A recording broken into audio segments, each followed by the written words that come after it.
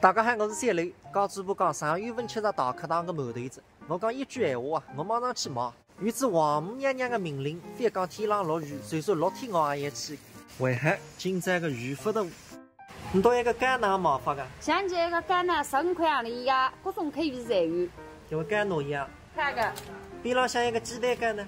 哦，像这个鸡蛋羹侪是大客堂自家做个来发的一个味道，还有个呢全部侪是牛脑跟子鸡蛋。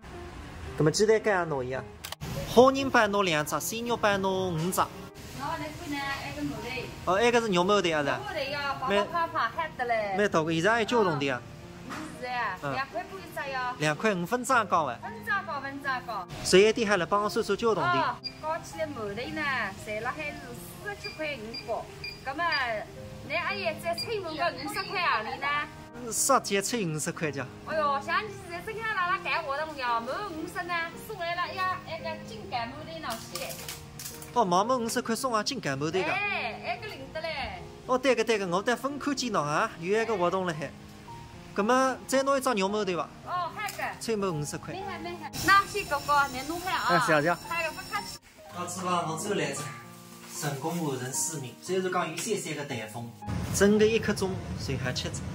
弟弟过来收下，包包了蒸馒头啊！每年天干的收最后先收下，是珍珠塔的故事，水里姑娘慢慢人得放晴的故事。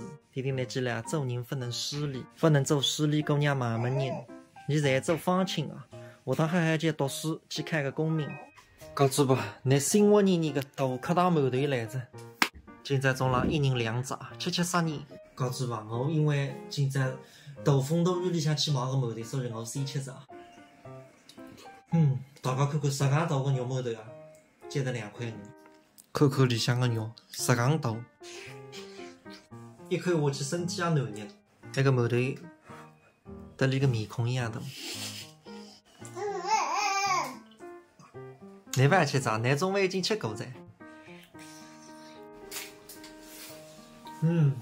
肉馒头吃光，但是这在生活年好人版。